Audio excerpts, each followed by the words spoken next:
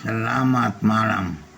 Kita bertemu lagi pada hari kelima. Hari ini kita mendapatkan firman yang istimewa yang kena mengena dengan situasi keadaan di Kiev pada saat ini. Saat ini di Kiev tegang, orang berantem berkelahi dari tadi malam sampai hari ini. Semua orang tegang, tidak bisa buat apa-apa, tinggal di rumah dan benar-benar mencekam.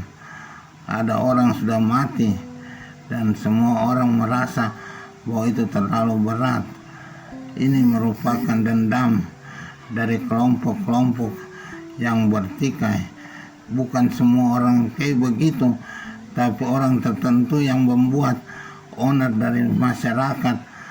Mohon mereka semua sadar bahwa itu merupakan kebejatan bagi masyarakat yang biasa duduk tenang dan bekerja dengan rajin, malah menjadi susah karena perbuatan mereka hidup tambah berat. Mohonlah mereka menyadari bahwa perbuatan mereka berpengaruh pada orang-orang yang tidak bersalah. Mohon mereka untuk bertobat pada masa prapaskah ini.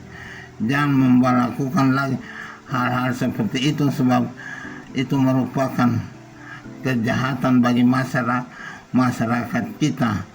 Kasihani orang-orang kecil yang bekerja kebun dan bekerja macam-macam untuk menyambung hidup, tidak bisa bekerja karena hambatan ini.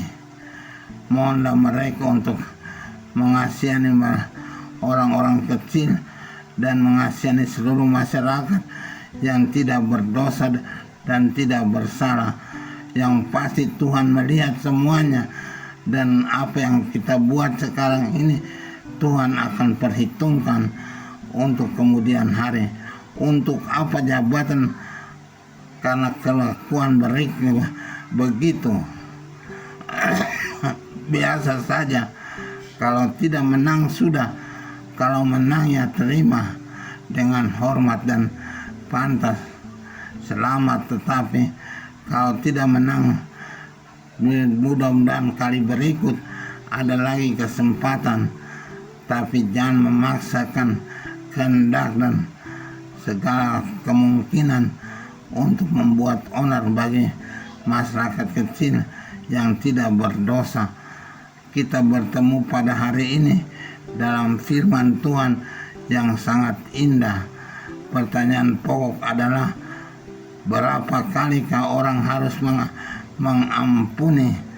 Ini pertanyaan penting dalam hidup kita.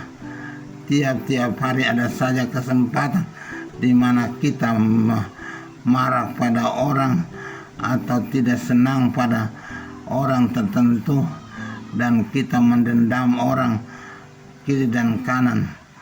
Tapi pertanyaan ini menjadi penting karena sikap kita harus sikap sebagai anak Kristiani yang mau mengampuni. Tidak tahu mendatangkan orang dari mana sampai bumi ini jadi panas, jadi berantem begini. Tidak baik. Dalam Injil ada seorang hamba yang punya utang pada tuannya. Waktu masa menagih, dia datang dan minta Tuhan berbelas kasihan, dan Tuhan itu punya hati yang besar, mengampuni dan menghapuskan hutangnya. Tapi kemudian hamba itu keluar dan bertemu dengan orang lain yang punya utang lebih kecil pada dia. Dia malah mencekik dan masukkan orang itu ke dalam penjara. Inilah sikap kelakuan kita. Kalau kita butuh pertolongan, kita minta pada orang. Tapi kalau kita bisa memberikan pertolongan, kita malah keras dan kasar terhadap orang lain. Sikap ini tidak baik. Sikap ini harus kita hentikan dalam kehidupan kita. Akhirnya Tuhan itu marah dan menangkap hambanya dalam masuk ke dalam penjara sampai utang-utangnya dibayar semua. Inilah akibatnya. Kalau kita kasar sama orang, pastilah juga orang lain akan kasar kepada kita. Kalau kita baik pada orang, tentu orang lain juga akan baik pada kita.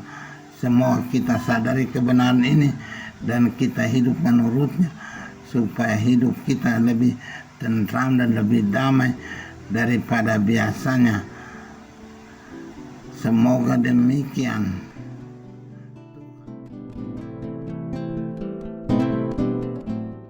Tuhan Bapa yang baik, kami bersyukur kepadamu bahwa Engkau memberikan sikap pengampunan dalam diri kami.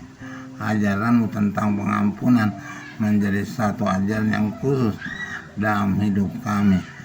Tolong kami agar apa yang Kau lakukan, kami juga berusaha untuk melakukannya, supaya kami menjadi manusia pengampun, bukan pemarah atau pendendam dalam hidup ini. Demi Kristus Tuhan dan Juru Selamat kami sepanjang segala masa. Amin.